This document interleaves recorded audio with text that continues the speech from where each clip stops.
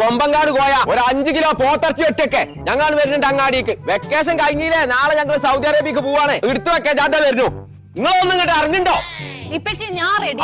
ഇപ്രാവശ്യം പോകുമ്പോഴേ മഞ്ഞപ്പൊടി, മുളക് പൊടി, മല്ലിപ്പൊടി, വെളിച്ചെണ്ണ എല്ലാം കൊണ്ടുപോകണം. എല്ലാം വാങ്ങണമെന്നുണ്ടെ നിങ്ങളൊന്നും ഇറങ്ങി പോന്നാലല്ലേ. ഹൈ, ഞാൻ പെട്ടി കെട്ടണ നേരത്തെ കറങ്ങാണ്. കലപില കലപിലാറിന്റെ കാര്യം ഉണ്ടാവില്ല.